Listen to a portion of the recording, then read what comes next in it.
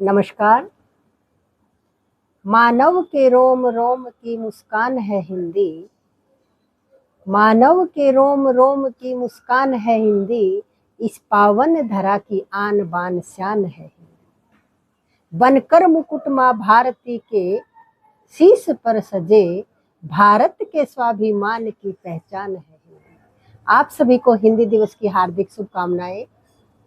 आप सबको विदित है, सर्वविदित है कि स्वतंत्रता के 2 वर्ष बाद हिंदी को राजभाषा का दर्जा मिला और 1953 के बाद लगातार 14 सितंबर को राष्ट्रीय हिंदी दिवस के रूप में मनाया जा रहा है। और विगत कुछ वर्षों से तो 10 जनवरी को अंतर्राष्ट्रीय हिंदी दिवस के रूप में भी मनाया जाता है। ये हमारे लिए गौरव की बात है, लेकिन एक कहीं ना कहीं एक अधूरापन है कि हिंदी का स्थान अंग्रेजी ने ले लिया है। और किस कारण से अंग्रेजी का वर्चस्व बढ़ा और हिंदी का घटा।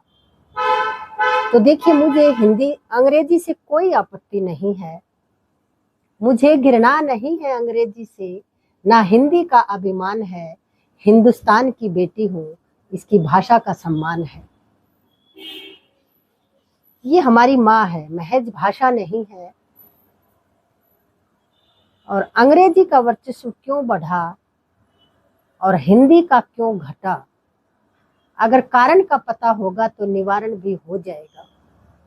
तो कारण क्या है, तो सुनिए, कुछ पंक्तियों के माध्यम से मैं बताऊंगी आपको। अंग्रेजी जो केवल धन की भाषा बोल सकती थी, अंग्रेजी जो केवल धन की भाषा बोल सकती थी, रखी बाजार में वस्तु का केवल मोल करती थी, जुड़ी वो काम से कर्म प्रधान, जुड़ी जो काम से वो बनी वो मान की भाषा, बनी वो आज पूरे विश्व में अभिमान की भाषा।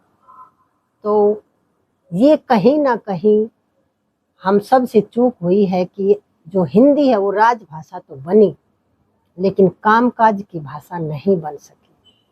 और विडंबना की बात कि आज भी बहुत से ऐसे कार्यालय हैं, राजकीय कार्यालय हैं, जहां हिंदी में कामकाज की भाषा को, हिंदी में कामकाज नहीं होता, कामकाज की भाषा हिंदी नहीं है।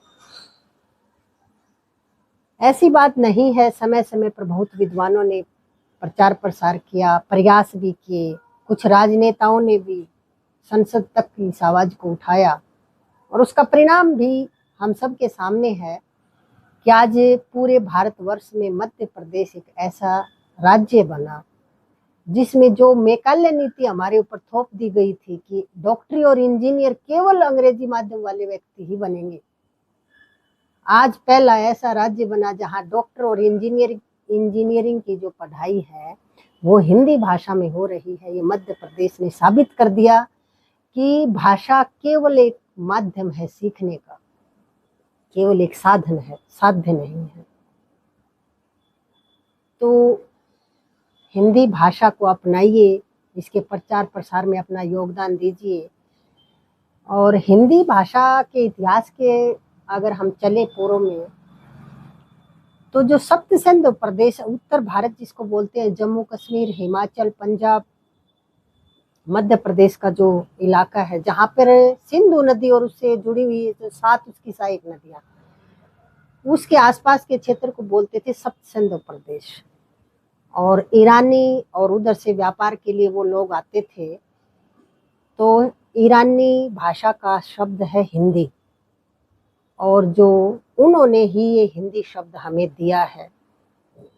और वो सिंधु नदी को हिंदू नदी बोलते थे और सप्त सिंधु प्रदेश को बोलते थे हप्त हिंदू प्रदेश, क्योंकि वो एक क्षेत्र विशेष के प्रभाव के कारण कुछ लोग कुछ शब्दों का उच्चारण नहीं कर पाते, वो श का उच्चारण है करते थे।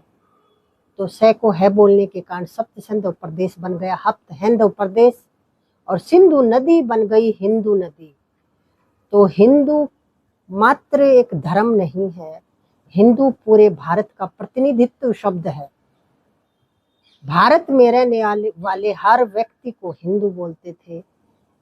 फिर धीरे धीरे सिंधु से हिंदू, हिंदू से हिंद, और हिंद से फिर हिंदी शब्द बना। इस तरह से हिंदी शब्द की उत्पत्ति हुई। लंबे समय तक कोई भी भारतीय यदि बाहर जाता था विदेशों में, तो चाहे वो हिंदू है, मुस्लिम, सिख या ईसाई, लेकिन वो भारत का निवासी है तो बोलते थे कि हिंदी आया है, यानी कि हिंदुस्तान का व्यक्ति था हिंदी। आज मात्र एक भाषा के लिए हिंदी शब्द का प्रयोग किया जाता है। ये अर्थ का संकुचन हो गया। इस अर्थ के विस्तार, जो संकुचन हो गया है, उसको विस्तार करना हम सब का कर्तव्य बनता है।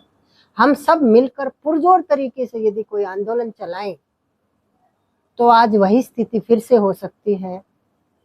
हिंदी को अपनी पहचान मिल सकती है, महज एक भाषा के रूप में नहीं, बल्कि हिंद से हिंदुस्तान। हिंदी है तो हिंदुस्तान, हिंदी से हिंदुस्तान। तो ये हिंदी के बारे में ये नहीं है कि सिर्फ बहुभाषी होना कोई बुरी बात नहीं है, बहुत सी भाषाओं का ज्ञान होना चाहिए, लेकिन अपनी भाषा सर्वोपरि होनी चाहिए। और हमारे जो हिंदी के पितामह कहे जाते हैं भारतेंदु हरिश्चंद्र जी की एक पंक्ति मुझे इस समय याद आती है कि निज भाषा उन्नति अहो सब उन्नति का मूल, बिन निज भाषा ज्ञान के मिटे नहीं एक असूल। हमारे हृदय की जो पीड़ा है वो हम अपनी भाषा में ही व्यक्त कर सकते हैं। तो अपनी भाषा की उन्नति के लिए, अपनी संवेदनाओं को बचाने के लिए, अपनी संस्कृति को बचाने के लिए हिंदी भाषा जरूरी है। इसका प्रचार प्रसार जरूरी है, इसकी उन्नति जरूरी है। कबीरदास जी ने भी कहा है कि संस्कृत भाषा कूप जल भाखा बहता नीर, यानी कि संस्कृत भाषा है वो कूप जल है। कूप जल का मतलब है जिस तरह बगीचे से चुन चुन के फूलों का एक गुलदस्ता बनाया जाता है, वो है संस्कृत भाषा। वो ज्ञानियों की भाषा है, देवताओं की भाषा है, बुद्धिजीवियों की भाषा है, ऋषि मुनियों की भाषा है। वो आम जन की भाषा नहीं है, इसलिए उसका सरलीकरण किया गया और धीरे धीरे संस्कृत भाषा से फिर पाली आई, प्राकृत, अपभ्रंश और फिर हिंदी भाषा का विकास हुआ। ये हिंदी भाषा का विकास क्रम है। संस्कृत आदि जननी है और हिंदी जो है वो बहते हुए पानी की तरह है। जिस तरह से बहता हुआ पानी स्वच्छ निर्मल रहता है, लेकिन उसके साथ कंक्रीट आ जाए तो वो भी ग्राह्य है, कोई पेड़ पौधा आ गया वो भी ग्राह्य है, मिट्टी आ गई वो भी ग्राह्य है। तो हिंदी भाषा ऐसी भाषा जिसमें सभी भाषाओं के शब्द समाहित हैं। वो सभी भाषाओं को ग्रहण करके भी अपनी अस्तित्व को बनाए हुए है। हिंदी भाषा बहते हुए जल की तरह है, उसमें सभी भाषाएं आ सकती हैं, समाहित तो हो सकती हैं सभी भाषाओं की। ये सबसे ज्यादा जो हिंदी है ये वैज्ञानिक भाषा है, ये प्रामाणिक हो चुकी है। और लिपि जो है देवनागरी वो भी सबसे प्रामाणिक लिपि है, ये भी प्रामाणिक हो चुका है। तो फिर कहाँ बाधा कहाँ है, क्यों कामकाज हिंदी भाषा में नहीं हो सकता? सिर्फ और सिर्फ एक पहल की जरूरत है। अगर सभी मिलकर इस दिशा में कोई काम करेंगे तो दशा जरूर बदलेगी। और अंत में मैं यही कहना चाहूँगी कि आप लोगों ने मुझे सुना, इसके लिए आपका बहुत बहुत धन्यवाद। जय हिंदी, जय हिंदुस्तान।